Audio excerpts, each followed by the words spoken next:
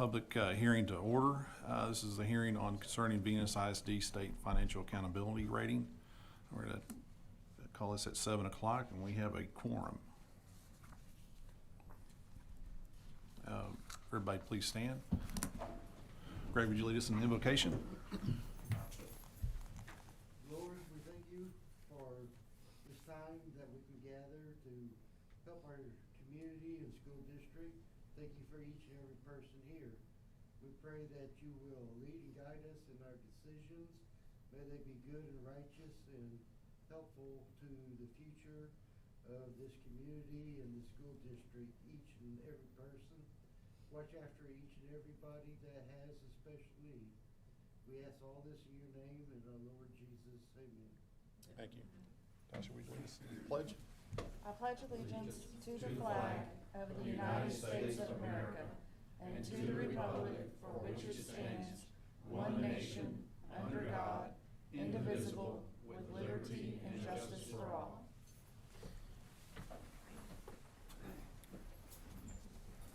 Okay, thank you. Welcome all our guests here and online. We're going to go to item number 4, public hearing to discuss Venus Independent School District State Financial Accountability Rating. And Megan? Okay, so I'm going to announce to the board our district's first rating.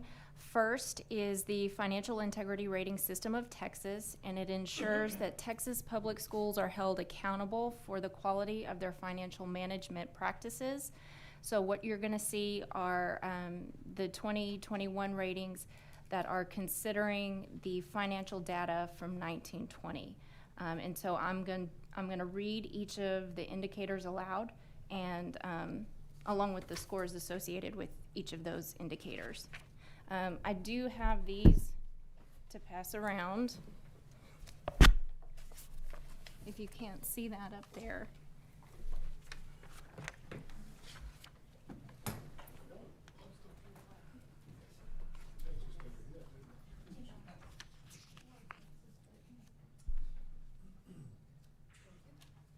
And so if you would go to the third page, you can see it's 2021 ratings based on school year 1920 data.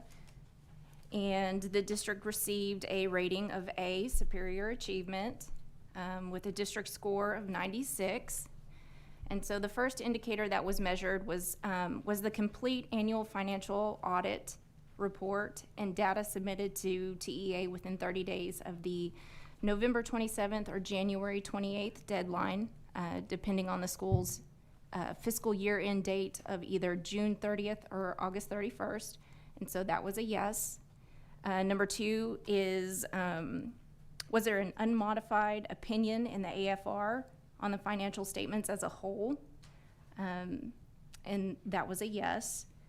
Was the school district in compliance with the payment terms of all debt agreements at fiscal year end? That was a yes. Did the school district make timely payments to Teacher Retirement System of Texas, Texas Workforce Commission, IRS, and other government agencies? That was a yes, and the ceiling was passed. The number 6 indicator says, was the average change in fund balance over 3 years less than 25% decrease, or did the current year's assigned and unassigned fund balance exceed 75 days of operational expenditures? The ceiling was passed on that. Number 7 says, was the number of days of cash on hand and current investments in the general fund for the school district sufficient to cover operating expenditures? The score was a 10 on that. Was the measure of current assets to current liabilities ratio for the school district sufficient to cover short-term debt? We received a score of 8 on that. Number 9 is, did the school district's general fund revenues equal or exceed expenditures? The score was a 10 on that. Did the school district average less than 10% variance when comparing budgeted revenues to actual revenues for the last 3 fiscal years? The score was a 10 on that. Was the ratio of long-term liabilities to total assets for the school district sufficient to support long-term solvency? If the school district's increase of students and membership over 5 years was 7% or more, then the school district automatically passes this indicator. We received a 10 score on that.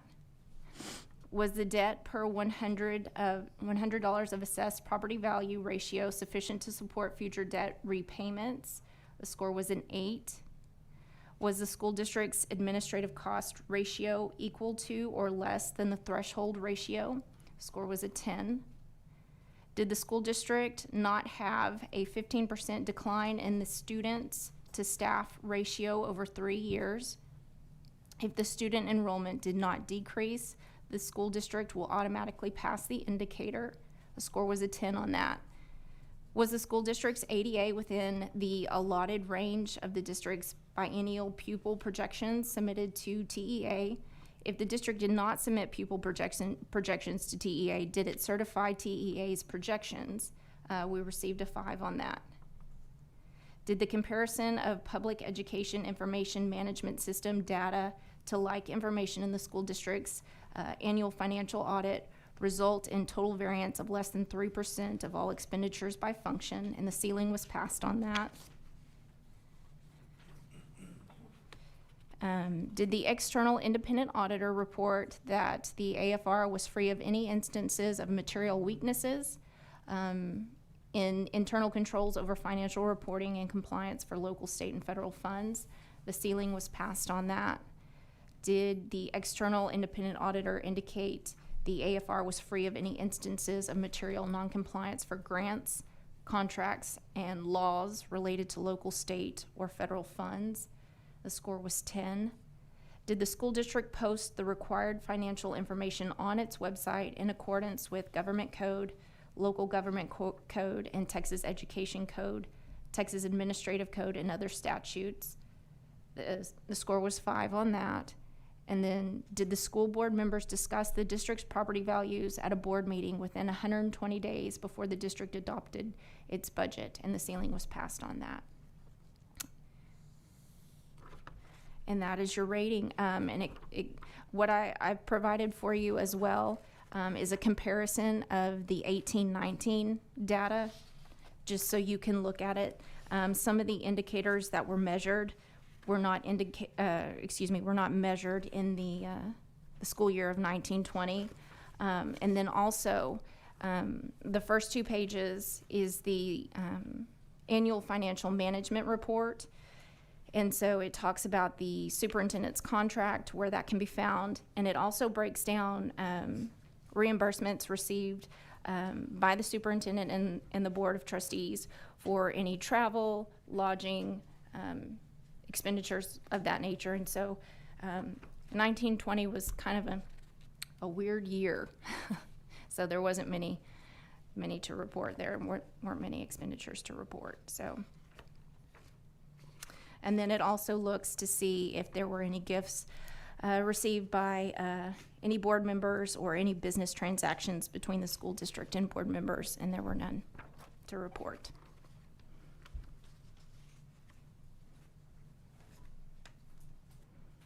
Okay, thank you. Yes, sir.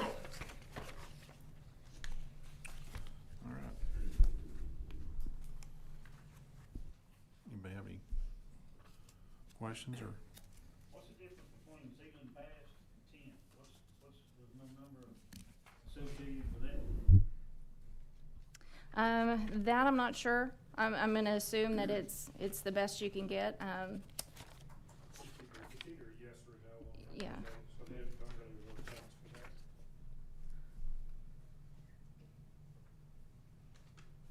And the 5s, was it just something we was lacking on, or? No, sir, because we have a grade of 96 out of 100. So, I mean, we only missed 4 points. The 5 would be the maximum that we get in that one. It's, as you look at it, I believe it's numbers 8 and number 12. So where we got 8? Oh, I'm sorry. It's numbers 8 and number 12 that we got 8s in. I believe that was our difference. Okay. And just as a reminder, if you could, just hit your little mic button and so everybody can hear. Okay. All right, well, any other questions or not? Audience, public hearing. Oh, yeah, you're right.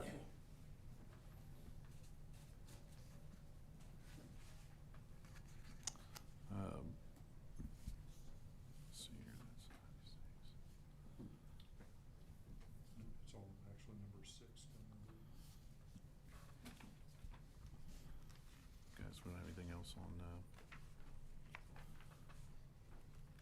okay, well, we'll, adjourn this, public hearing at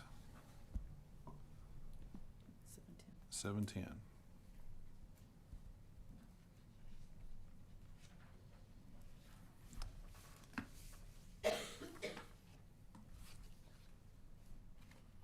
Okay, all right, we're gonna go to,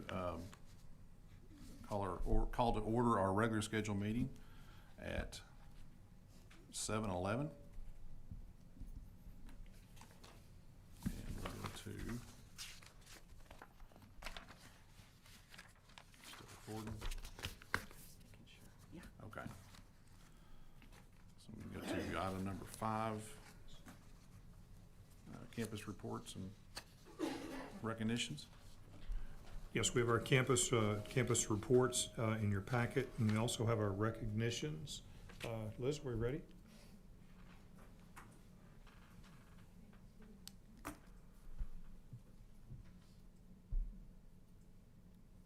Congratulate each of you for being our OTNs, okay?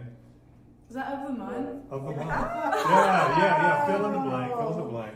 Yeah, you're students of the month and our teacher of the month. Aw, Bam, yes.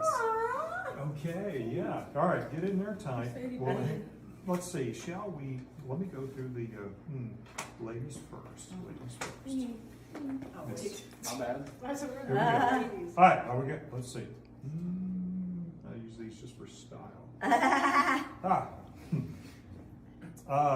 Eva Wilson is an all-around great kid. Aww. Her teammates love her and respect the wisdom she brings to the court. Her coaches love the leadership that she brings to the team, and her teachers love her for her work ethic and good attitude. So we want to congratulate Eva Wilson on being Venus High School Student of the Month. Congratulations! That would be Girl Student of the Month, right? And Co-Student of the Month, Mr. Taylor Gore is an amazing leader, good trumpet player, hard worker. The directors can count on him more than anything for the success of our band program. Wow. Aww. Taylor has a good head on his shoulders and good shoulders under his head.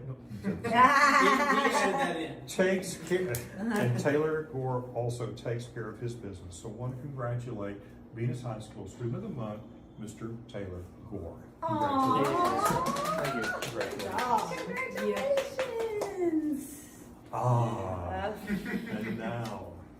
And now,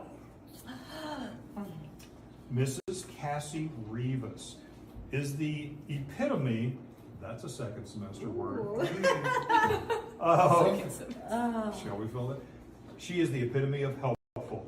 She is always there to talk to person, and to assist me teacher to teacher. Secret there.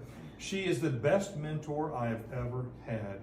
She is bright, willing to assist where needed, and juggles so many responsibilities while staying joyful. Cassie is a team player who will always do anything for the students of VHS, from teaching to coaching, to driving a bus.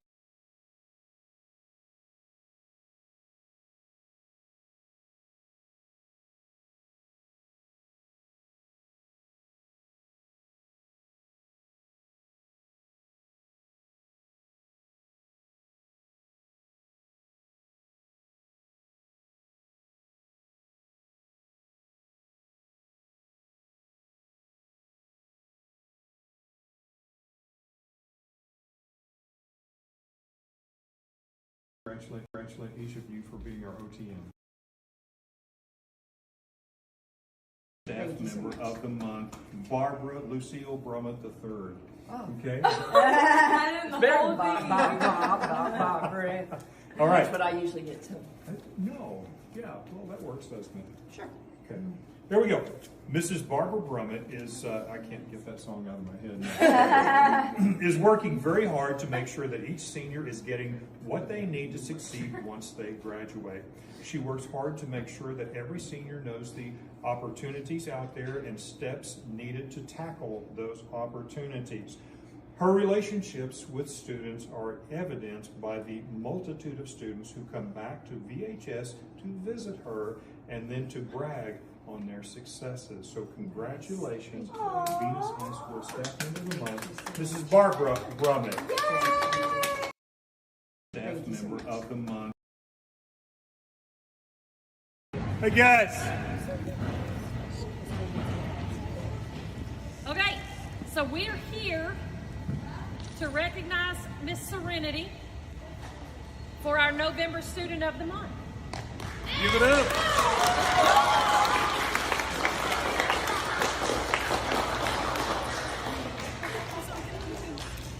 Okay, you're being recognized for being Venus Middle School Student of the Month, okay? By your teachers. Your teachers recommend So let's see what it says. Well, let me see what it says. Student of the Month, Serenity Marquez. Always. Marquez? No está Marquez? Marquez. You cool with that? Now, are you serene now? No.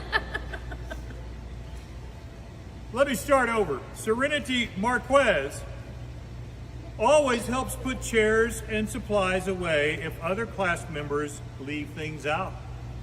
She works hard in class and for choir. Spends time outside of school looking up our music to practice at home. She's always respected.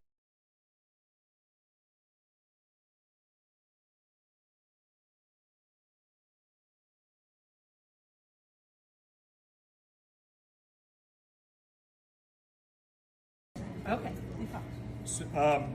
Luz Marquez is a hard worker and takes pride in her work. She's always there to help teachers or students when they need it, and she takes time to build relationships with students and encourages them to work hard and always do their best. She is a huge asset on our campus. So Venus Middle School Staff Member of the Month, Miss Luz Marquez. Oh, thank you. You hold this for me. Hold this.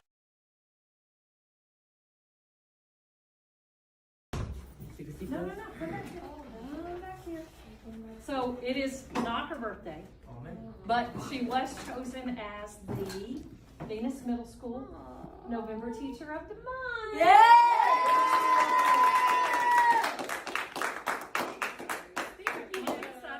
Let's see what this says about you. Oh, so we can goodness. make sure it's accurate. Okay, yes.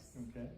It says, Mrs. Denton is an outstanding teacher and a coach. Is that right? Yes.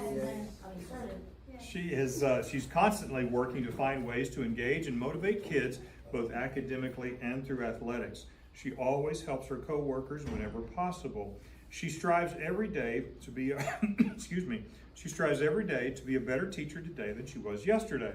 She takes the time to build relationships with kids and truly cares about our campus and our kids. She was an amazing mid-year last year, and we are lucky to have Mrs. Addison Denton, Venus Middle School Teacher of the Month. Yay!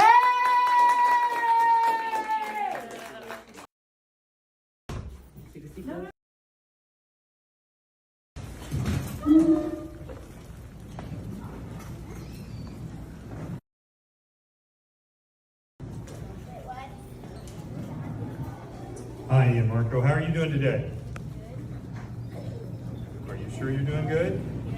Well, I want to congratulate Ian Marco because he is this month's Venus Elementary Student of the Month. Let's give it up.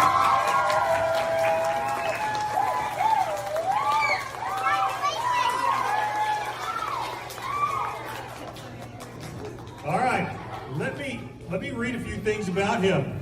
Marco San Miguel Robles in the 3rd grade should be recognized as an exemplary student.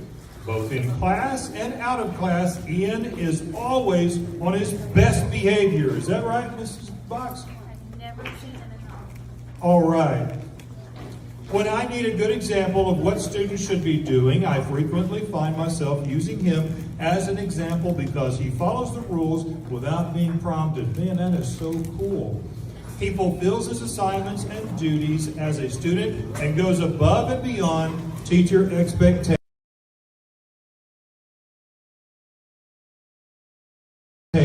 So once again, congratulations to Ian Marco San Miguel Robles for being Venus Elementary Student of the Month. Give it up, guys.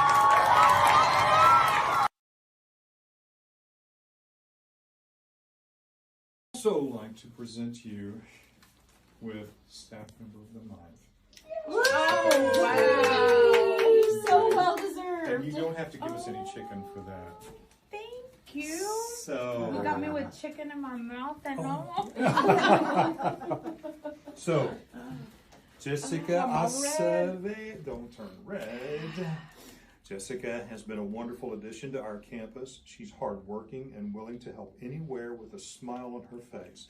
She has a great attitude about work, and it definitely shows in everything she does. You always have.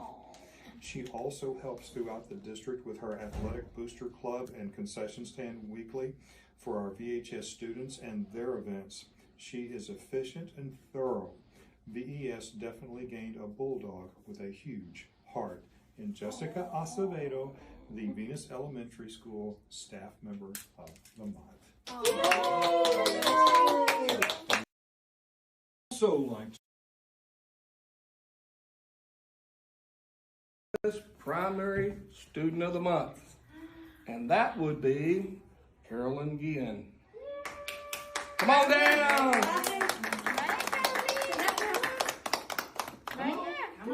Come on. Aquí para sacar su foto. Sí, vamos a leer. Carolyn is in Miss Amanteo's bilingual kindergarten class. Carolyn is always on task and gives her best in everything she does. Is that right?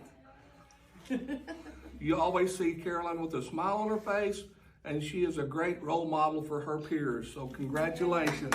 Good job. I'll help someone to come in.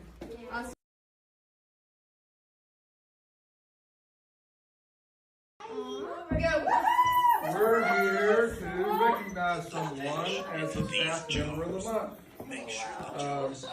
Ms. Perez is an ESL paraprofessional. Ms. Perez goes beyond her duty by serving ESL students, by assisting in car duty each morning, by being flexible, volunteering to help support when needed. Her smile is contagious, and her support for the students has made a difference on our campus this year. So, a big round of applause!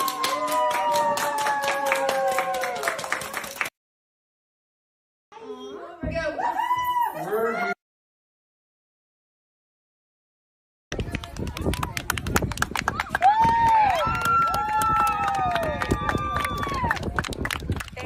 We are here to recognize the Venus Primary Teacher of the Month, Maria Olazaba. Here's a few things. Miss O is a first-grade bilingual teacher. She is an amazing co-worker as a team member. She is always on time, likes to share ideas, materials. She has taken other bilingual teachers under mentor and modeling instruction. Miss O has the biggest heart I've ever seen in a teacher. She loves her students, and she plans and adapts her teaching to her students' skills. She has a calmness and a good attitude towards students, even when they can be challenging. She is great with parent communication, and she's always willing to go the extra mile to help students achieve their best. Congratulations.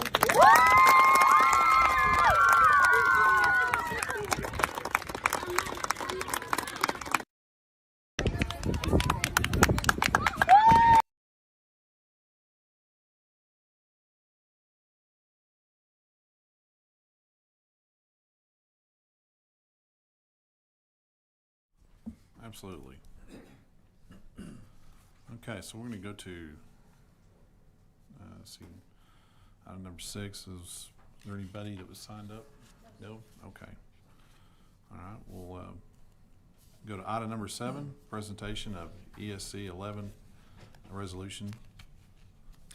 Okay, so this is a resolution that Region 11 wanted to recognize the job that that the boards have done, that schools have done, and so I want to just read this resolution right quick, if you don't mind. It says, whereas the Board of Directors of the Education Service Center Region 11 is responsible for the governance of the Education Service Center as it provides support, professional development, and technical assistance to the local education agencies it serves.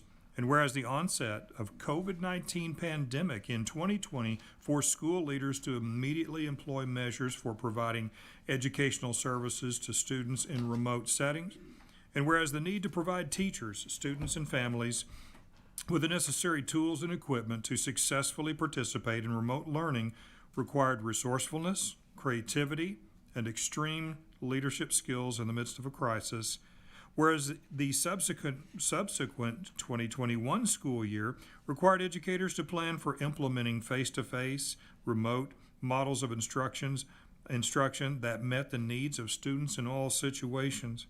And whereas district officials were tasked with not only providing quality instruction of students, but also with acquiring and distributing personal protective equipment, laptops, tablets, the internet connectivity, meals, and other resources to assist students and families who were in need.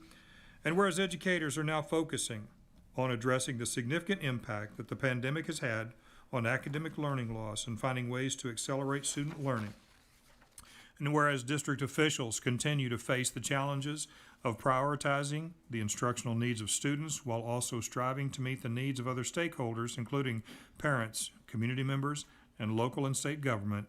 And finally, whereas all education personnel strive to maintain a positive outlook and celebrate the many successes still being achieved through this crisis, therefore, be it resolved that the Education Service Center Region 11 Board of Directors formally acknowledges the hard work, dedication, and fortitude of the school districts in Region 11 as they continue to keep the education and well-being of their students as their top priority.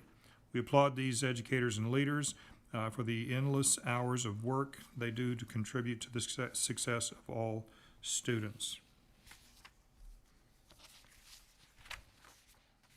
So we appreciate Region 11 for that commendation.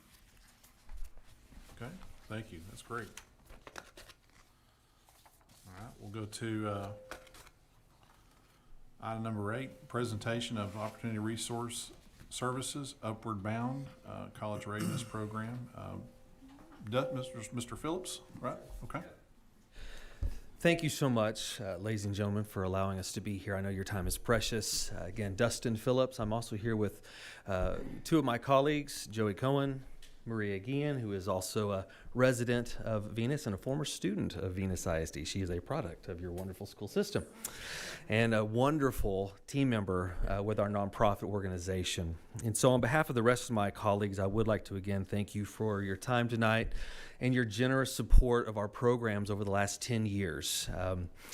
If you could go to the next slide, please. Thank you. Opportunity Resource Services was founded 10 years ago, and actually Venus ISD was one of the first schools that we were able to serve. Started in 2012. We have several different programs, as you can see. We launched Opportunity Resource Services because we think that education is the surest path out of generational poverty. And that's our goal, is to fight generational poverty with our organization.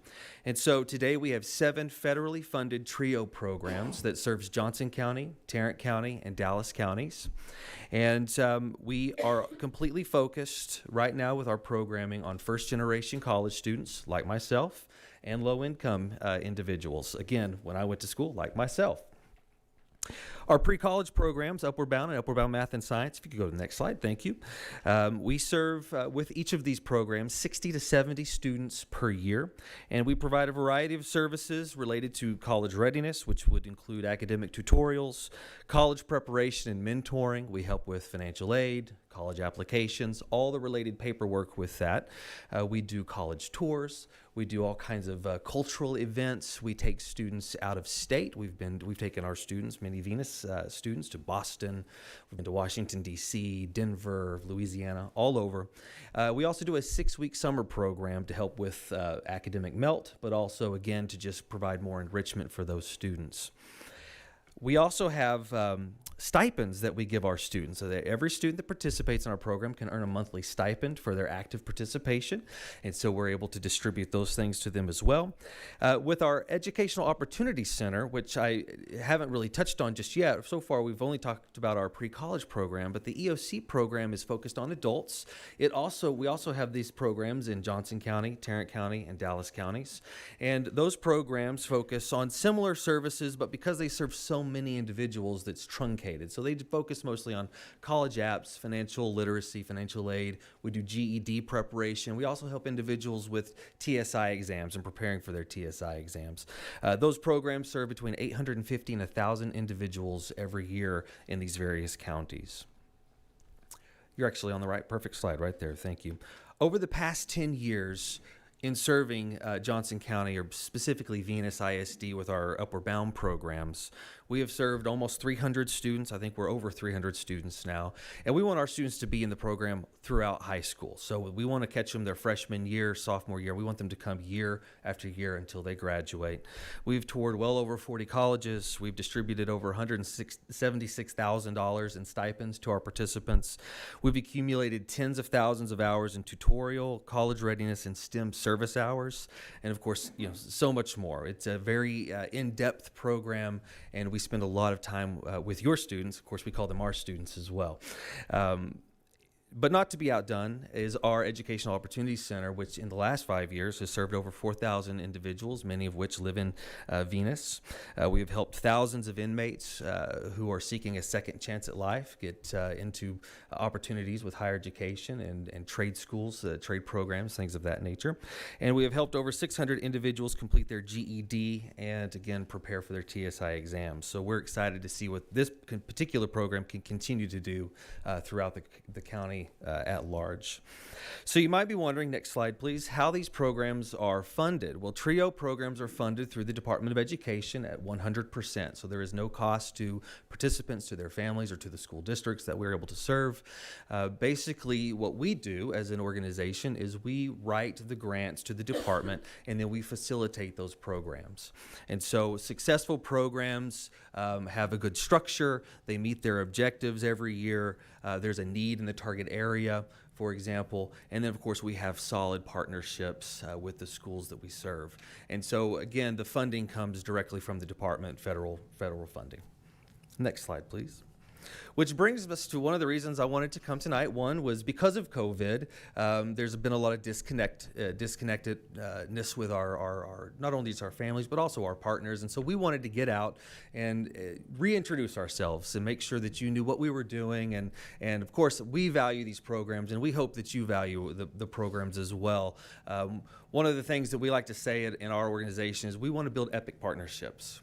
And as a part of that, we want to make a big impact but leave a small operational footprint on our partners. And we hope that we're able to do that here at Venus ISD, and we want to continue to serve students. And with that, the TRIO programs, we're on a 5-year cycle. So we're funded for 5 years, and we're on our 4th year. So we're coming up on the competition. And the competition's fierce. These are very, very competitive grants. There's 60-page documents that are well researched, and we have to show data and need in the area. We have to show that there is support from our target schools, that they want us to come and serve their students. And so one of the reasons we're here is just to say that as we go into the next grant competition cycle, what we would like to do is ask for your continued support. If you would let us to continue to serve your students, consider writing a letter of support. It's not the same as an MOU. It's just saying that, yeah, we acknowledge the program and we want it here. and that we can include that in our grant competition, and also maybe be willing to provide some data, help us with data that we could include in the grant proposal just to make it as solid as possible.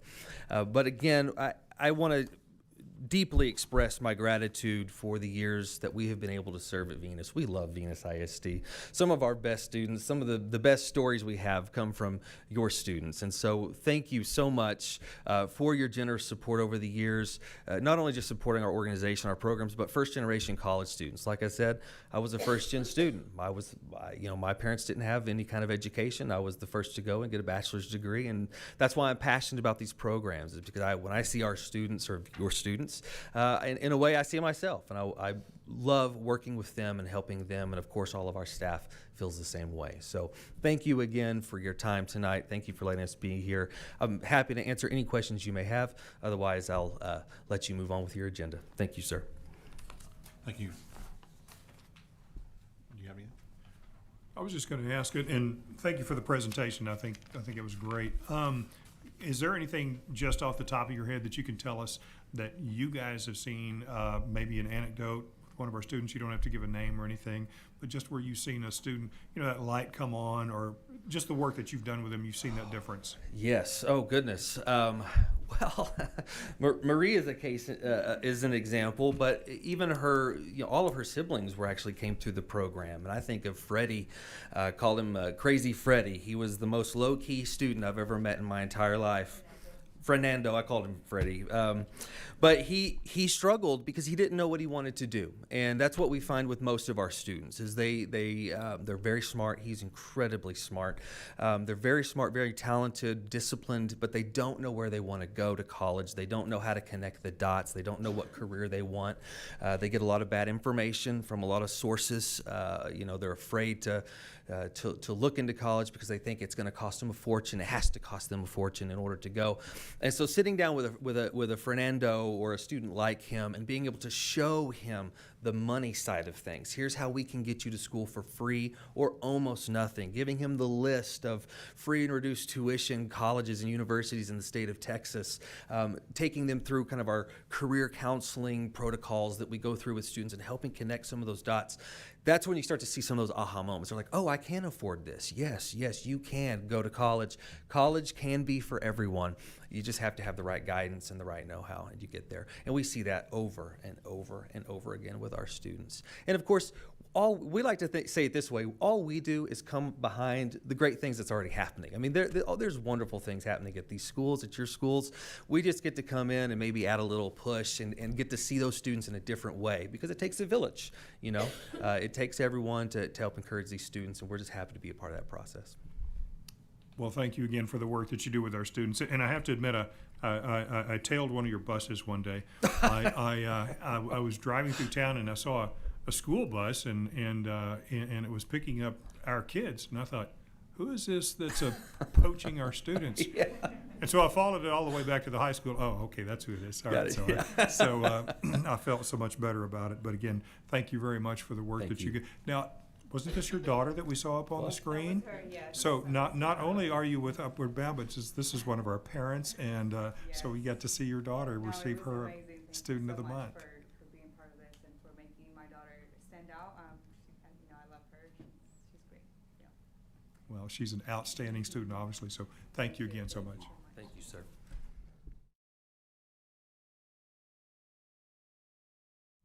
All right. We go to item number 9, presentation of annual special education department report. Ms. Lonsford? Yep. Thank you, President Sutton, Mr. Hopper, and trustees for allowing me the opportunity to share my passion and a little bit about our program with you tonight. There are several slides, but I only have a couple of notes, so I'll be shorter than the slideshow.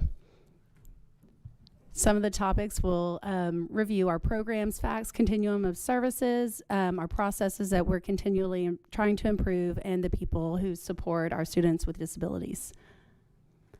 Our primary focus is special education, developing, updating, and monitoring our operating procedures and practices, while we focus on child find, evaluations, and FAPE, which is a free and appropriate public education, including IEP content development and implementation. We also support Section 504 and the multi-tiered system or systems of support in RTI in our district. Wanted to kind of give you a 3-year overview of where we've been with our numbers at Snapshot from 2019 to right now. Last year we had a 15% increase, and this year a 9% increase. And I'm just going to guess that number may even get up to close to 270 by the end of the school year. So we continue to grow as well as a district. Out of our 4 campuses, we have 14% of our students at the primary campus, 33% at the elementary, 23% at middle school, and 30% at the high school. We strive to provide services in the least restrictive environment, with the majority of our students receiving instruction in the general ed setting. And next slide, you can see where we are with that. And the majority of our students are served in the general ed setting for their instruction. Wanted to add this year some student outcomes, just to piggyback on what y'all are doing with those student outcome goals and how we support that. So for K through 3rd grades in reading, the curriculum, supplemental curriculum resources that we're using include reading rules. This year we're piloting Secret Stories and Haggerty. And in math, we're using Moving with Math. And with our CCMR, we're reviewing student graduation codes to make sure that we are able to make them count in our accountability system as well.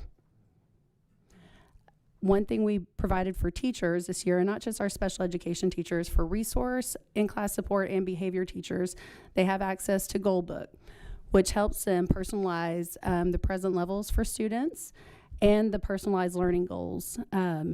One amazing feature that I love is the strategy wizard, where they can find strategies that are directly related to their disability-related needs. They can download them, add it in their little library, share it with general ed teachers or other teachers who are supporting the students.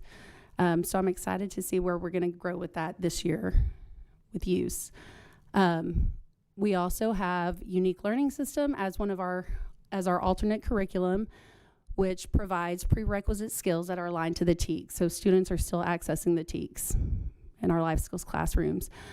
Some really exciting news this year, we started Partner PE at the high school, which is where we have our students, non-disabled students, partnering with our students with disabilities to participate in age-appropriate activities. And it's been pretty cool to see that this year.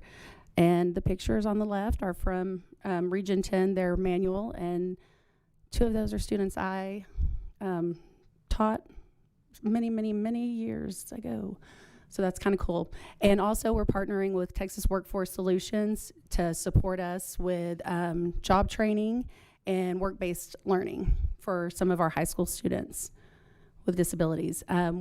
Again, with our processes, we're continually trying to improve them, looking to see what's working, what's not working, and then put them in writing so we all know what they are and we can follow and practice those. And last but not least, the most important piece, our people that we serve and help support our students with disabilities. As a department, our focus really this year is on new evaluation updates, including dyslexia and other best practices. Campus for our IEP developers and implementers. We're really working on FIE to IEP, which is basically making sure everything we're putting in the IEP is directly related to a student's disability-related needs. Not everybody needs extra time or oral administration on state assessments. I think the principals in here would agree with that. And then for our families, parent participation, we've provided dyslexia parent night this year with experienced dyslexia. And there's an and, but there's nothing there, so that's a mystery. Let y'all know about that later. And then we have our department staff. We were able to hire an additional art facilitator this year. So she is bilingual. She is also a CALT, which is a certified academic language therapist. So she's working to support our students with dyslexia in the district, and 504. And my time, somebody? No, cue me. And then for our instructional staff, we have 33. We have one vacant position right now, but all of our paraprofessional positions are filled, our speech language pathology assistant, dyslexia teacher, and then we have contracted support for our deaf and hard of hearing.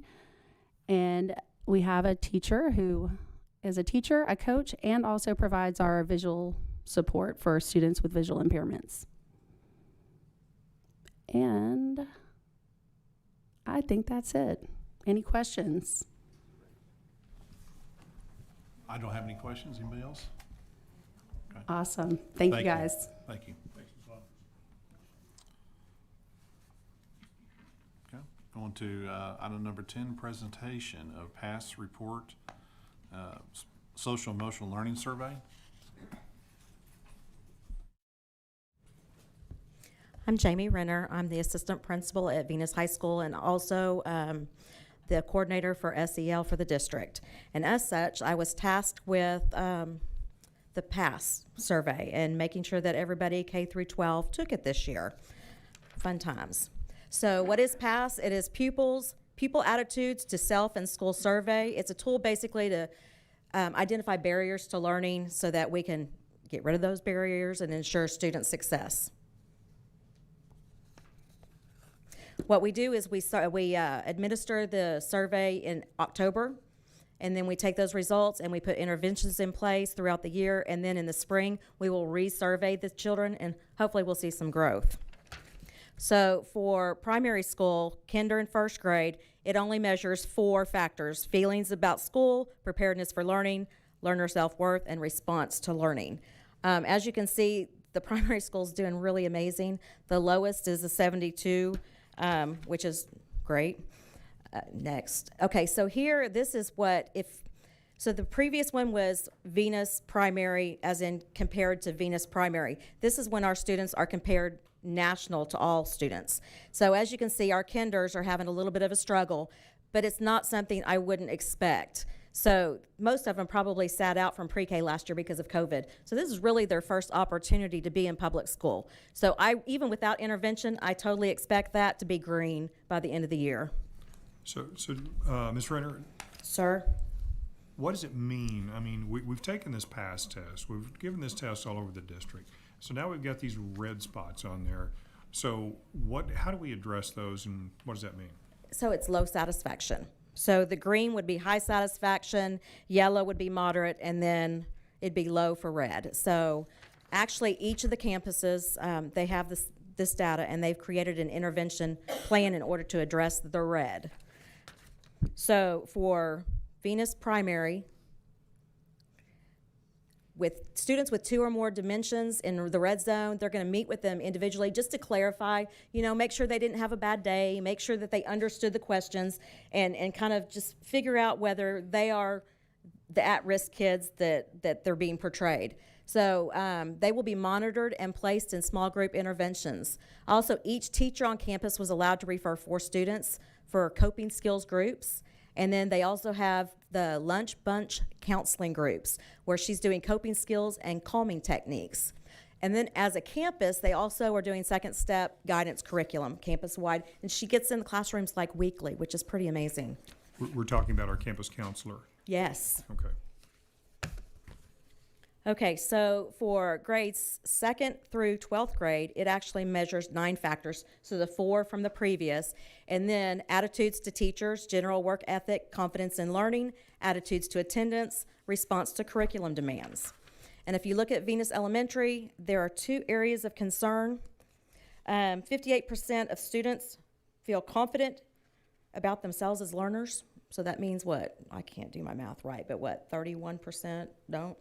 And then 59% of students are motivated to complete tasks and feel that they have control over their performance. We're actually seeing that, I know, at the high school where kids are not wanting to complete tasks. So this is just demonstrating that.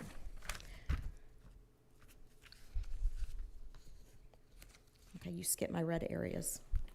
Okay, notice elementary school doesn't have any red areas, which is awesome.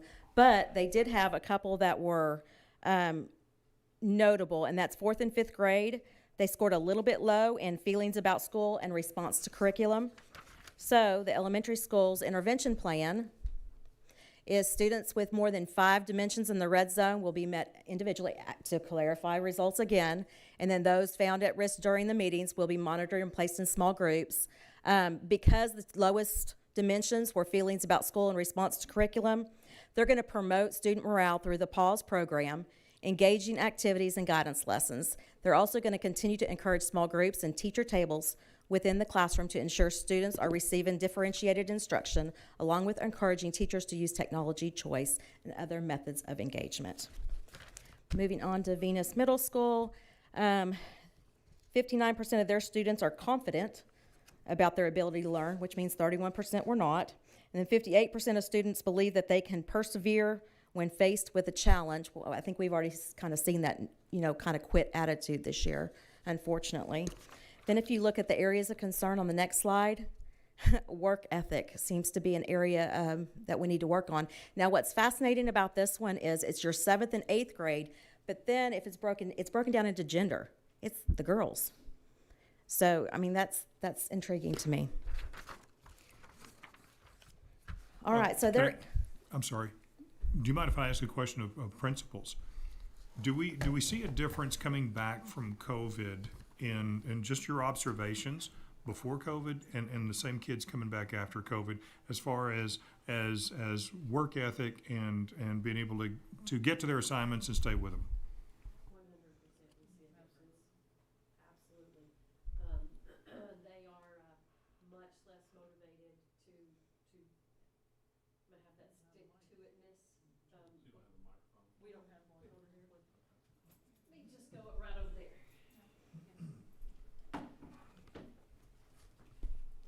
Okay, so yes, sir, we most definitely have seen a difference in what I would call stick-to-itness. When it gets hard, before kids would work hard at it, and a lot of kids now, this is too hard, and they just stop, and they don't have that motivation to work through the hard times. And the reason I ask that question is because that's one of the things that has come up just recently and in our discussions. It's just one more battle that our teachers are facing in the classroom, and it's understandable in hindsight, going through what our kids have gone through.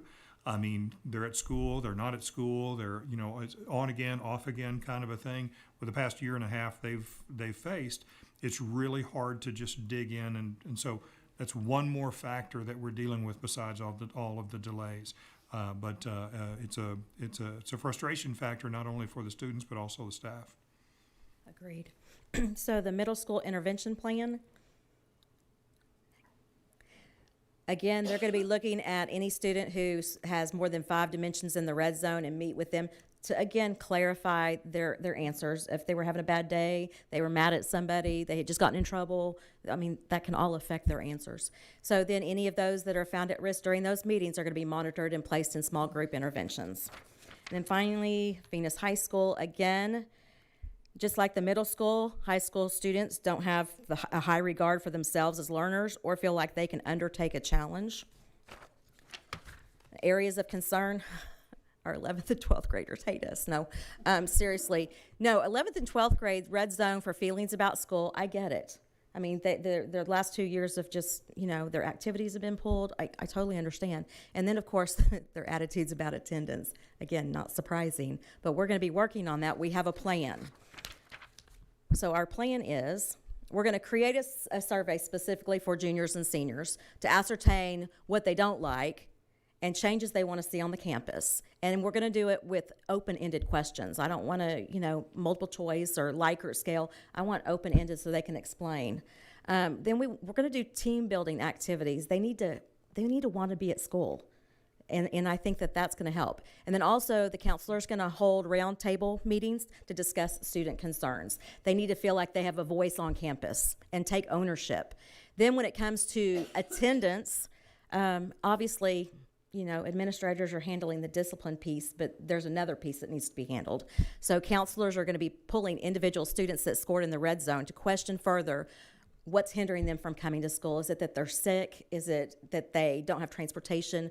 what is that? And then the counselors are gonna work at that end. And coincidentally, I before I came over here, I looked at our red zone kids in this versus like the kids that we're filing truancy on, same kids. So hopefully this stuff will get us some some green. Questions? No questions. You know, I guess just in summary to all of that is that one of the things that schools across the nation are having to do is to reculturize our kids. We can't just assume, okay, school's open, so we can just pick up where we left off. There's not going to be any of that, or not as much as what we might assume. So as we're seeing the kids come back and seeing where they are, it's not just a matter of opening up the doors and it's business as usual. It hasn't been business as usual for a long time, and we have to understand that. And so again, we got to come in and reculturize our kids and build up what we want. And that's the frustrating thing. I think one of the frustrating things to our staff as well. We were things were going so well, right? And then all of a sudden now we've taken so many steps back. And when I say we, I mean collectively. But anyway, so pin in our ears back on that. I've got faith in our staff, and I've got faith in our students. I do too. Thank you. Well, I was just going to say, I mean, I know with, we talk about the intervention plans, and I know with all that, it takes a lot of resources for you to do this, to do the interventions, and I know that it's got to be tough on y'all to do all this. And like I said, if there was something, I guess, from a board, like I said, I hope there was, we could provide more resources, then I would think that would be something we definitely want to look into, because I know it's got to be difficult for all of y'all, and it is a concern when we start seeing some of the students struggling in certain areas, and so that's just my 2 cents. Well, I think we're all committed to making things better. It makes our jobs easier when the kids are being successful. So, any other questions? With the students, it was every student that took this? Yes.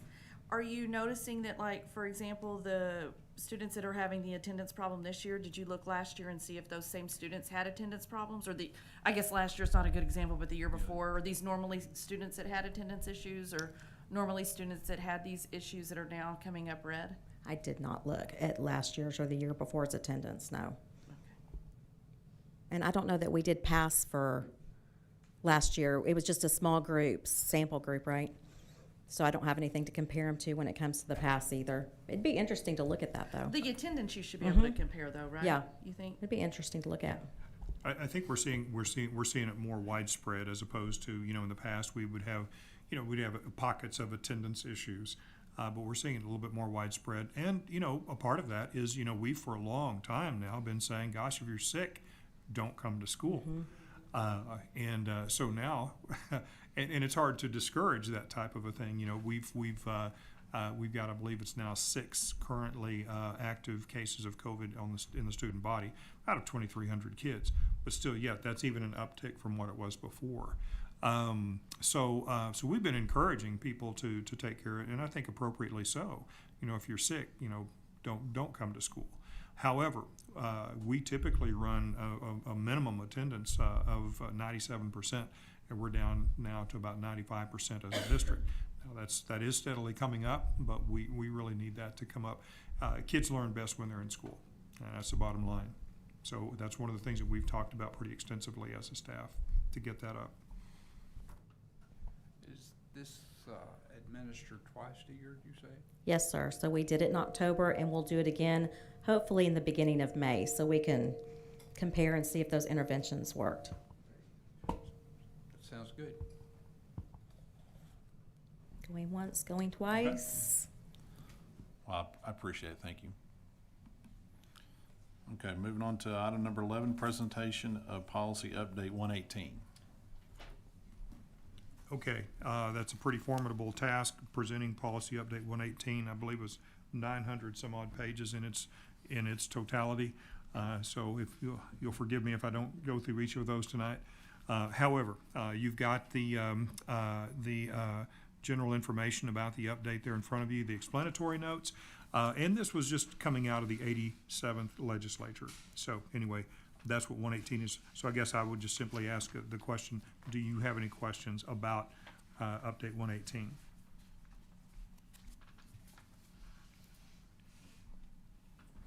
All right, so I certainly don't. Okay, thank you. Item number 12, presentation of student growth performance update. Ms. Anne Marie Morgan. Hello, everyone. So as you know, our academic goals this year are highly focused on reading and math. And we are, across the year, looking at our student growth in those areas through our MAP test administration, which we will do next in December. So we will have a mid-year update for you in January. And so in between those, we want to show you where we are, like how are we supporting student growth in reading and in math. And two of the programs that we're using across the district are Lexia for literacy and Imagine Math for math, and also Imagine Espanol for Spanish literacy. So we're just going to show you some data right now that shows the growth in how students are performing in those programs. So you can see how they are progressing in their reading skills and in their math skills. So these are all computer-based adaptive learning programs. And so what that means is that the students take a placement test in the program at the beginning of the year, and the software, through its algorithms, puts them at what is a good starting point for them in the software. And so each student is on a customized pathway to practice the skills that they need.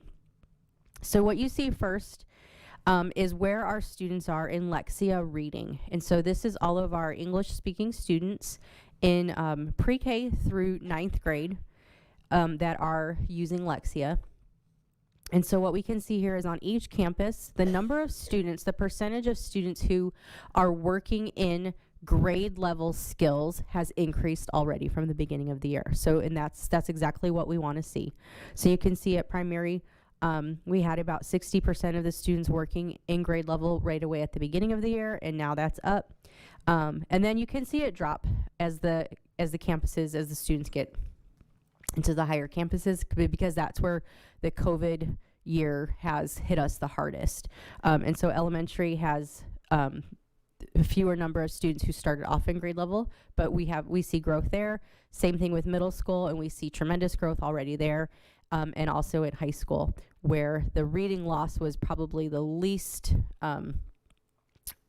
it was the least with the older students who already had the reading skills. So the kids in the middle, elementary and middle school, are definitely the kids who have the hardest, they were the hardest hit with learning.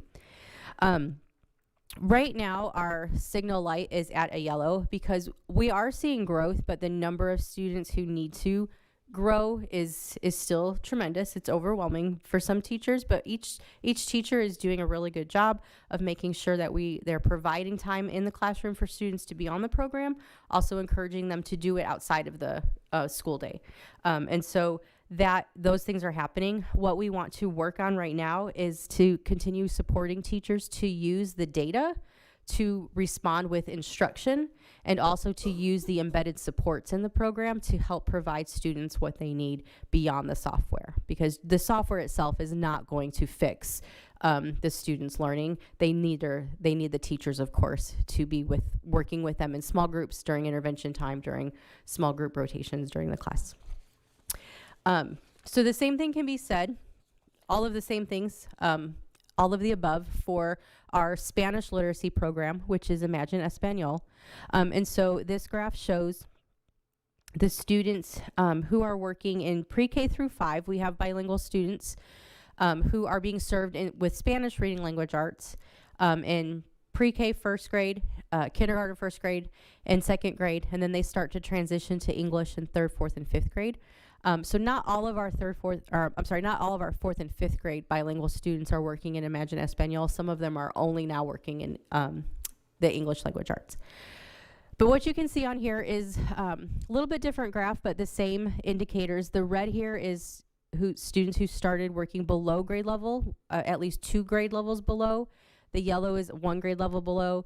Green is on level, and blue is above level. And so at the bar on the left is the beginning of year, and the bar on the right is current. So you can see small amounts of growth just across the board for all of the students who are working in the Spanish program.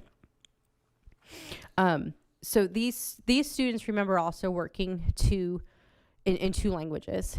And so research is definitely clear that if they are strong in their first language, they will be better off learning the second language. So that's why we want to make sure that we're providing these students, especially in our primary school, who are learning to read in Spanish, the same strong supports so that they can have that growth and development in their first language, so that when they do start to transition to English language arts, they'll have a much better foundation. Okay, and then the next graphs just show you campus by campus how the students are doing in Lexia and Imagine Espanol. And so if you have the graph in front of you, you can see just by grade level what's going on with each one. So there's definitely growth across the board, which is really good. Again, the younger grades are going to have more students starting off in grade level because they're more likely to be where they were supposed to be when they started the year.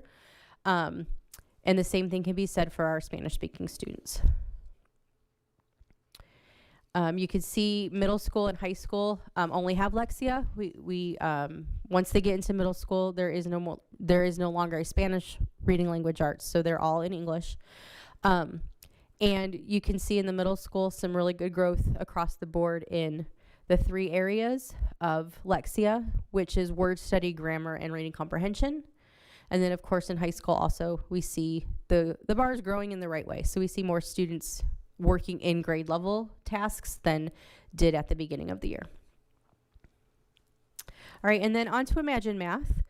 So our math program, it reports the data a little bit differently. And so what we see here is the number of students, the percentage of students who are passing lessons that are on grade level. So students who are not, who didn't start the year on their diagnostic on grade level are going to be automatically assigned below grade level lessons and on grade level lessons, depending what the content, what the skills are that they're working on. And so of course what we always want to see is students passing the lessons. So when they're passing the lesson, that means they take a pre-quiz in the program, and it offers them the instruction that they need. They practice that skill, and then they take a post-quiz. And so we want to see students, of course, passing those quizzes, which means that they're gaining the skills. So what we see on here is a little bit different than what we've seen on Lexia. And it's and that's why you'll see the signal light is on a red. So what we see, the top graph, is the percentage of students who are passing lessons that are given to them on their grade level. So the blue is how many were passing at the, I think this was a snapshot at the end of September, and then the green is at the end of October. And so you can see there's a dip, and that's not what we want to see. We want to see that percentage increasing. So we want to see more students throughout the year passing lessons. And so what this indicates to us is that the math skills need to be, like, we need to be paying attention. Are they actually gaining the math skills that they lost over the past couple of years? We have research from the state of Texas on the STAR exams over the past couple of years, which is telling us that the math loss just across the state is even bigger than we thought it was going to be coming into this year. So they compared the STAR scores from last year's math administration, and what they found is that students were performing about as well as they did about 10 years ago. And so what that's saying is all of the growth that the state of Texas has made over the past 10 years with rigorous math instruction and bringing up students to where they need to be just across the board, a lot of that has been lost. And so when we're talking about math, this is where the concern is. When we talk about accelerated learning and the learning loss and the gaps in skills. And so this is telling us we really need to be paying attention to what is happening in the math classroom and with math instruction.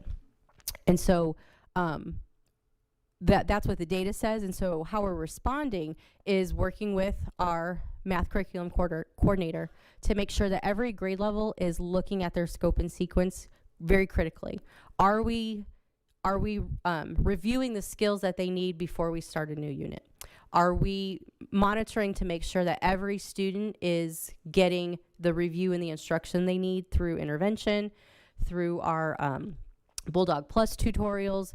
So all of the different times we have built in for intervention, we need to make sure that we're using those to the best of our ability to make sure that students are being given the time and the resources to practice the skills that they need to catch up on. I just have a quick question. So if I'm reading this correctly, our scores are worse than when we started the school year.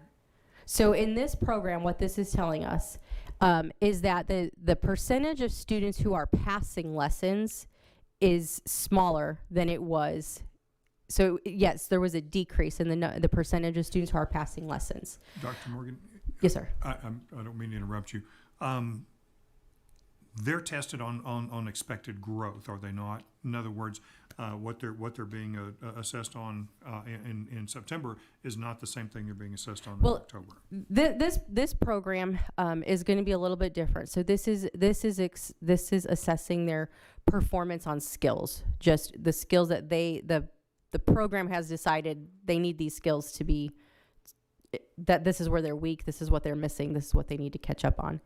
And so some things that we have learned about the program itself is that if students are not paying attention and using the embedded supports correctly, they're not getting the instruction from the program. And so they are doing what we call just clicking. And so they're not passing lessons. And so we are having conversations with teachers to make sure that, do the students know how to use the program correctly? Are they using all of the supports that the program is trying to give them, which also includes live support from math, I guess, tutors that work for Imagine Math, but all of the students have access to that. And so it's, this program, remember, is just one piece of the overall math instruction. But because of the decrease in the percentage of students who are passing lessons, it's definitely raising a red flag that we need to be monitoring what is happening in the classrooms, making sure that teachers are monitoring student growth, because again, it's not just the program that's going to help fill in the gaps. It's going to be their overall instruction. Yeah, and I think the difference that we see too is that math is such a linear progression in its lessons as opposed to reading. And so we're going to, not that reading is going to be a piece of cake either, but math is different. So that sort of like when you step out of line, you don't just pick up where you left off. You've got to go back and pick up where you were. But yeah, this is going to be a tough one. It's going to be a tough one to do, to get our kids all back where they need to be. And anytime this has happened in the past, one of the big studies is several years ago down in Argentina when schools shut down for about 3 months. Well, we shut down for even, at least that much. But for 3 months, one of the things they saw, and this is not pessimistic, this is just realism, was that the students there never caught up. And it impacted even the nation. So it's a hard, and when I say never caught up in math, okay, very specifically. They did catch up in other areas. So this is without a doubt going to be our toughest one to address. But anyway. Yes, agreed. And so, and each principal knows their campus situation, and we're working with, when I say we, I mean me, our math curriculum coordinator / coach, and also our interventionists.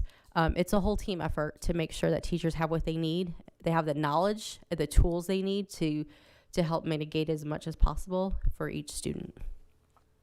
I have another question. I'm sorry. That's fine. You probably said this. I just want to make sure I understand. So you said it's testing on the skills. Yes. So you will learn more math skills as the year goes on. Correct. So they're just not picking up the new skills, or is it because it builds on each other? And that's the reason why, because they don't have what they needed here to build on to get to here. So As far as this Yeah, particular okay. program goes, this is actually going to be related to some of that past data that we just saw. In order for a student to be successful in this particular program, they have to be driven to make a decision to learn. They have to click the button that says, explain this problem. And what we have found is that, and the past data kind of verifies this, is that their motivation to learn, their overall work ethic about it is very low. And so when given the opportunity to just click and it passes them to the next segment, they're just clicking. And so that is going to be on the part of the teachers. We're going to need to have conversations with how do we motivate students? How do we help them understand why this is important and why they need to give that little bit of effort to relearn and to review the process and the skills. So what happens in the program when they fail a lesson is the system says, okay, they didn't get it. Let's bump you down to like the grade level below and try there. And if they work through it well, it adjusts, it readjusts, and it puts them back up. And if they continue to fail the lessons, it does give signals to the teachers. And so that's something that we are working with the teachers on, is using the data. Are we looking at the reports to see which students are frequently completing lessons without passing them? Those are the students who are just clicking. And we need to make like a human being has to go in then and intervene with that student to find out what it is that they're not understanding, or what it is that might motivate them to try a little bit harder. And is this all grades? So Imagine Math is only for pre-K through 8th grade. And for our high school students, we have just purchased a different program called IXL Learning, which is going to be very similar in features and how it does support the students. And so hopefully next month, if not definitely in January, we'll have data on how that is helping high school students. And then one more thing. Mm-hmm. So what she was telling us about what her numbers or her data was looking like, it kind of goes along with the just click Yes. thing. Okay. Yes, I think so. And if we were to pull the students and do some really fancy statistical analysis, my guess is we would see a correlation to students who are reporting low levels of motivation with low passing scores. Thank you. Absolutely. Any other questions? I'll just say you have a daunting task to try to find motivation, and it's a lot of work to probably get that in an upward trajectory. So, thank you. I have one question. What are the teachers and our principals doing in relationship with contacting the parents to see if there's something that can be done at home to help that situation? I think that's a great question. I know that teachers are in very frequent communication with parents, but principals, do you want to weigh in? Here, I'll say it at least. So on the primary campus, our teachers are contacting a minimum of 3 parents a week. So our class sizes average between 14 to 20 students. And then now we are starting to bring in face-to-face parent conferences, because virtual is not just the compromise that we need. So we're inviting them in the building, and then, the administrators, we're sitting in on those meetings. That way, we're building those relationships and really having those conversations that need to be had early on. So when they get to elementary, hopefully we've addressed those needs. I would say similar things. We send communication with parents every week. Every teacher sends progress reports every week and updates on what's going on. I will say, I think parents feel the same overwhelm that teachers are feeling of knowing that they're behind, but how do we get those skills back? And I would even go back to something you said, Ms. Gore, a while ago, when you ask about why they're getting further behind, because we've missed so many of those skills. And as like he said, as math is a linear thing, if you don't have that skill of multiplication or division or whatever that is, like the further we try to push you in math, you still don't have that. then you're not going to be able to function on grade level. But as far as contacting parents, we are doing that every single week. And we have some that are coming in for meetings, but what we're hearing a lot from them is that they have that same hopeless and not knowing what to do, because they do know they're behind, but they don't know how to help get them caught up. Excuse me. We're seeing the same things as Mrs. Buck says in the middle school. We have students who, in the time that they've been off, have gotten used to living a different lifestyle. Many of our students last year, when they weren't with us, went out and went to work. And they got used to going out and going to work, and it's hard to bring them back in and constrain them into the classroom. So one of the things we're doing is we have over 250 of our students in need of remediations, a small group with teachers of groups of 10 or less, working with them every day to, one-on-one to help them with their foundational skills and English in particular, which is where our biggest gaps are. We've looked at data from their assessments, and we've actually grouped them based on their particular areas of needs, whether it's vocabulary, whether it's reading, inferencing, and we're supporting our students in that way. And again, contacting the parents and letting them know how their students are doing. We're having multiple conversations, both in terms of academics, attendance, behavior. We're fighting war on a lot of different fronts this year. I would add one more thing as I pass the microphone back down. Mr. Hopper was talking about the attendance piece.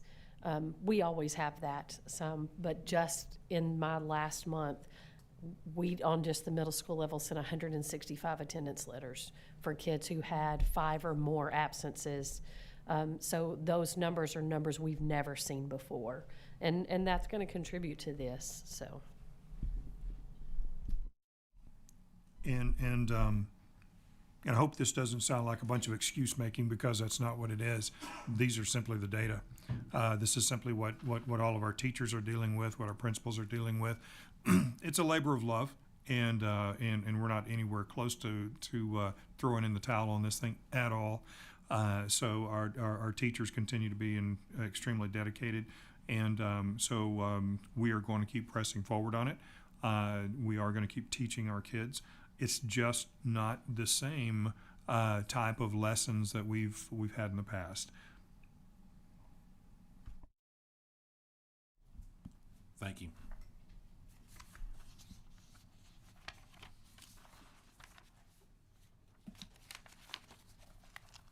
Okay, going on to item number 13, the consent agenda. Anybody have anything they want to pull out, or anybody like to make a motion? That we pass the consent agenda as presented. Okay, got a motion by Greg, I got a second by Katie. All in favor? Motion passes. Okay. Item number 14, consider approval of changes to the DEC local to align with legislative changes. Mr. Hopper? Yes, DEC local should have been, we're about to, we just presented update 118 earlier, and update 117 had a lot of changes in it as well. DEC local should have been in update 117, and TASB didn't have it ready. So it wasn't in update 117. It's not in update 118, so it's simply broken out by itself. But on page 4 of 6 in your, actually it's not page 4 of 6.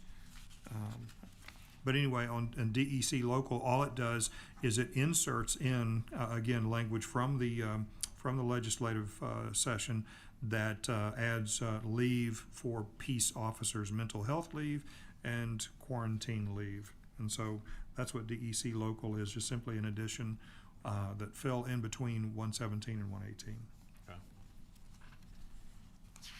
Okay. Anybody have any questions, or can make a motion? I'll make a motion to approve DEC local to allow legislative changes. Okay, got a motion by Tasha, got a second? Second. A second by Katie. All in favor? Motion passes. Okay, continuing on to item number 15, consider approval of resolution and official ballot for election of Central Appraisal District Board of Directors for the 2022-2023 year. Okay. We have, if you'll look in your packet on page, on the third page of your packet, you're gonna see an official ballot. And you see the candidates that are listed here. There's Don Beeson, Byron Black, Vance Castles, Toby Ford, Jeannie Prazak, Alicia Rosales, and Brenda Webb. We have a total of, I believe it's 92 votes. And we can spread those out, or we can pile them all onto one candidate. So it's whatever the board would like to do. Okay.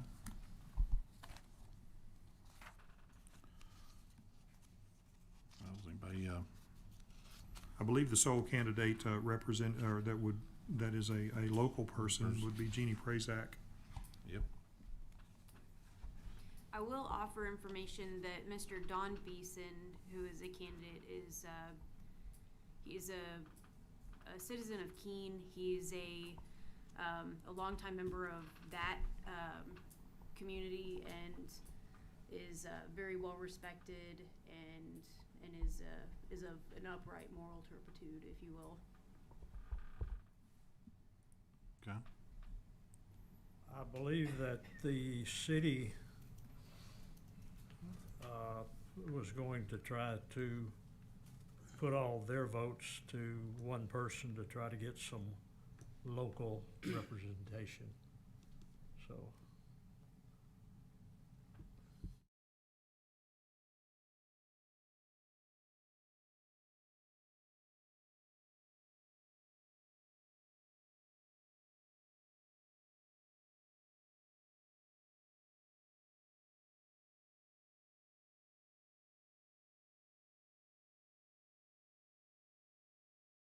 So basically, we just need, need to make a motion, if the board would so choose, to how to spend our 92 votes.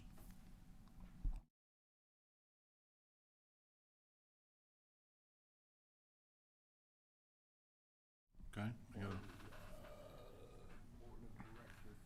Central Appraisal, okay. District of Johnson County, Texas. Okay.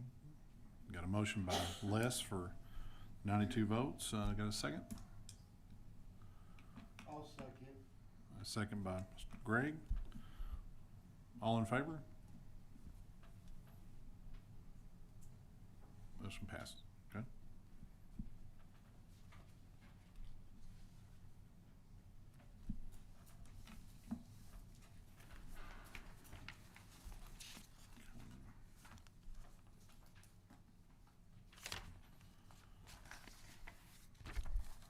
Let's skip one.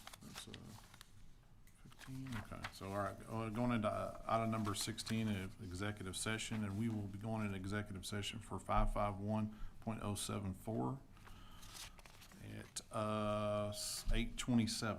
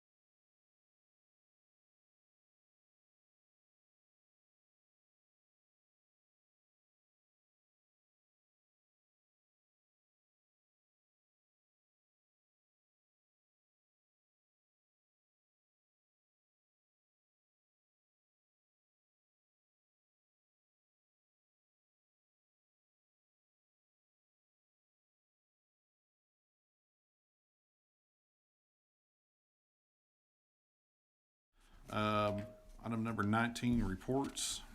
Superintendent? One of the things I wanted to show you or point out to you was, again, I passed out the maps earlier. This is just to show you a little bit of the growth coming through. Just got this from, what's it called? Ridge? Prairie Ridge. Sorry, too many of these things. And so an interesting map, and what's really relevant to this is they're very anxious to work with us to start putting, as they start building, schools in their neighborhoods. So if you take a look at the one that's sort of an overview, you can see that what they're going to do, and please understand the information that I give you is the information I was given, and any and all of this could change at any time based on economics and whatever else they decide to do. But what they're looking at doing is taking that Tollway 360 and running it down.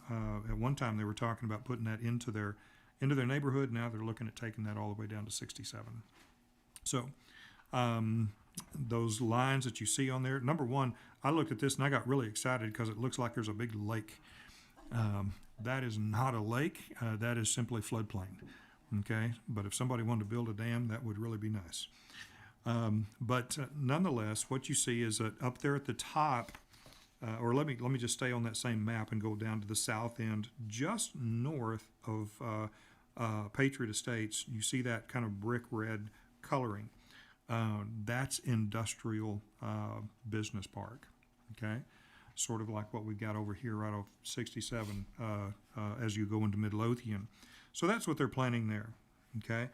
Well, the question is, how much of this is in Venus ISD? Well, if you'll go down there to Patriot Estates, if you can see where, well, for lack of a better vision point, the liquor store, you can see that white spot down there. And if you'll draw a line almost straight north from there, almost straight up that piece of paper, that is pretty close to the Johnson County line. Okay. So not all of that business park would be in Venus ISD, but a good portion of it would be. And where that business park starts, that industrial park, is right across the road from Patriot Estates. You can see where they've looks like they've purchased that Sweeney land over there as well. Some of their black lines on here are just roadways that none of that's really etched in stone. So that's the overview. Let me go to that other map, and you're going to see an up close of the northern area. Okay. So what you're going to see is 360 coming down, and then it's they call this a coupling or coupled roads. Basically, you're going to have a southbound and a northbound, and that whole area there, that is a retail area. So you're going to have retail stores, and you're also going to have multi-family dwellings there. That's what that is. They're in the center of it, and then all around there, those are just neighborhoods. Toward the left side there, you can see the blue, kind of an L-shaped building. They just stuck that in there as a placeholder as an elementary school. So. Not building a football stadium for the elementary school, but that's just a playground, I guess. So, so that's one of the places they're looking at possibly putting a school. So at this point, we would be able to go in there and talk to them about, well, if you're going to put a school there, and then maybe it would be better off to put the school in another area. So this is still very fluid at this point as far as where they're going to put what, but this gives us a better idea of what they're talking about. So, ma'am? Is that two schools? Is that also a school there? Well, yes. What are you looking at? In that little green area. No. Okay. So, as a matter of fact, I don't think all of their colors are really meet what the legend says. So, if you go back to that other map, for instance, you're going to see, if you look at the legend, it says education/school.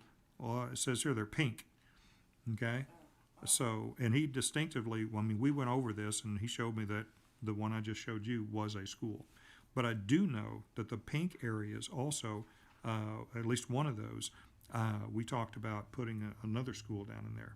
So, you know, there's going to be 2 or 3 schools in this particular housing addition, or this development. So we're going to need to look at density, you know, how many homes are going to be in these areas, as far as how many schools are going to be needed over time. This thing's not going to be built overnight. So when we say things like industrial park and we get excited about that, well, you know, that's not going to happen for a while, but that's at least what they've got on this paper.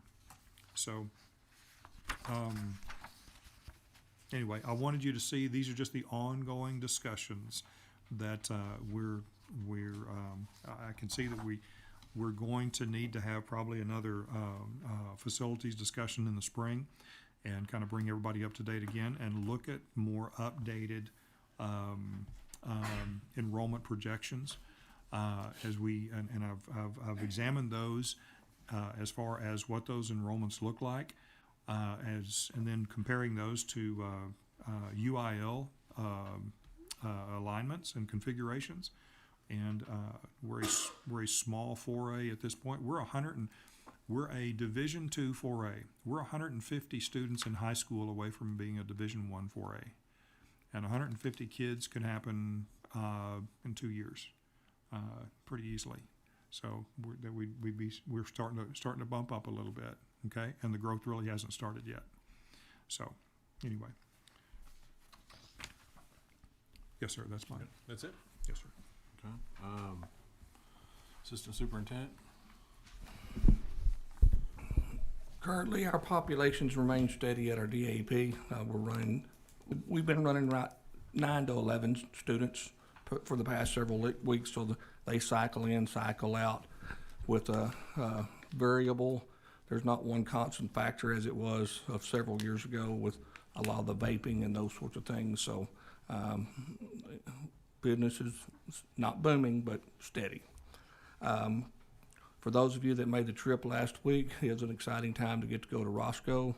We're going to continue conversations with them. We have meetings set up this week, and then Dr. Deadwilder is going to make the trip down here in December, and we're going to keep ongoing conversations taking place as we're starting to move this thing forward for the P-TECH and that planning.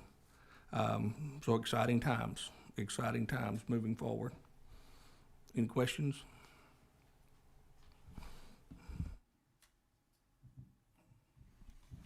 Okay. I got one question on maintenance. I keep in Ronnie's report of things that have been done, things that need to be done. I see the same things that need to be done popping up month after month after month. My question is, are those priority items, they just wishful items, or does Ronnie have the capability, the people that he needs to get those things done? Yeah, Why do they keep popping up same? Yeah, I've seen that. Let me address that with him, Joe, so that we can cover some of those very specific issues. Okay. Okay. Or Megan, do you have any?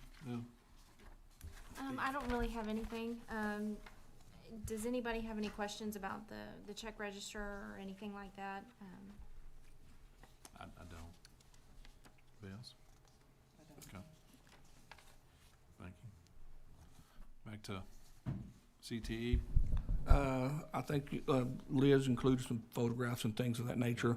Our CTE programs are ramping up for competitions. We're going to have several items that are going to be shown at Johnson County, Fort Worth, at the major shows as far as some of the building projects as well as livestock. But our next big one is Johnson County coming in January. The 2 young men that are pictured went to a welding contest, and it's basically a competition of how well you can lay a bead. And they have judges in there that go in and grade them based on how they weld. We have another one coming up that I believe they're taking 4 individuals on Wednesday to the same type of competition. So our kids are getting out, getting exposed, and really working hard as well as constructing projects within the shops. So I think it's very important. I have a question about ag, and maybe I missed it the other night, but were they recognized for senior night, any of our seniors that are in ag? As far as the To walk out on the field, or do they have a senior night where they're recognized? Or? No, we've not recognized them in that fashion since I've been here, other than the banquet at the end of the year. Do we have any other senior nights where we could recognize them? I don't know. No. Not that I'm aware of. Okay. Yeah. I just feel like they kind of get left out. But, I mean, I don't know where they would go. They Right. raised the flag Right. at the football Well, games. and that's the thing is if you were at the veterans program the other day, our officers retired the flag. And I'm sure you've heard the stories, but at the end of that ceremony, there were 2 bald eagles circling behind the stadium as they had retired the flag, and they were marching single file down the track to hand the flag to Miss Woodworth to give to the veterans. And so that was one of the most awe-inspiring things I've witnessed in a very long time. And you know, it's those kids do deserve to get recognized, but that's part of the reason why we've pushed them to the forefront to get them out to recognize our kids for the hard work that they do through the FFA program. Yeah, I just think, you know, that program is during the day, so a lot of parents can't get off work. I just think it would be nice if they had something for our seniors in the evening where the parents can see. But anyway, just a question. Okay. Are we going to be well recognized at the county show? I've been assured we're gonna win the sweepstakes in the Ag Mech program. Animals and So, I mean, there's going to be several projects. Mr. Lynch's pushing stuff in and out of that shop. There's 2 big projects going on in the 3rd Street lab, and they put their entries in today for Johnson County.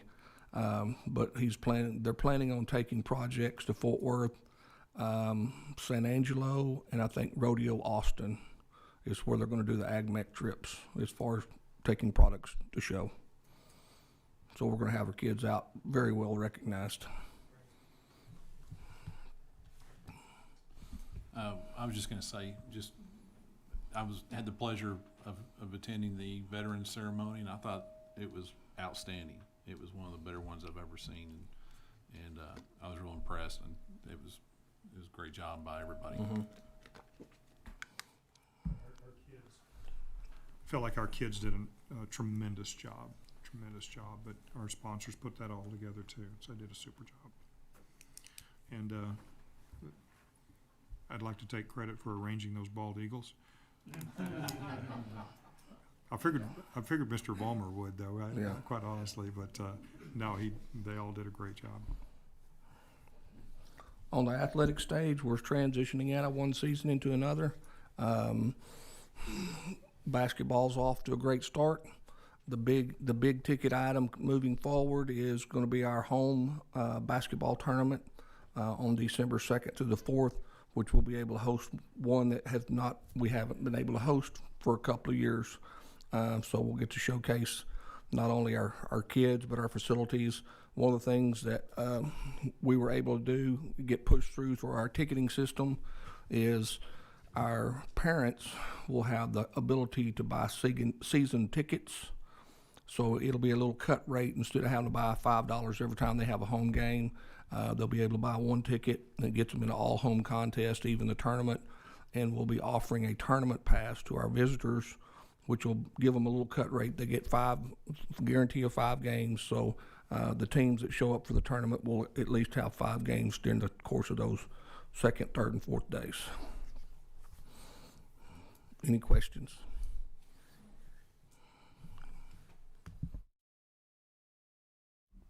Okay. Anybody else have any other questions on reports? No? Okay. Anybody got any questions for Chief on his report, or you have anything you need to add, or? Not at the moment. Okay. Well, that's no other questions. We'll go to, item number 20. Does anybody have any additional items to add to next month's meeting, or? No? All right, we'll go to item number 21, adjournment at 9:43. Thank y'all.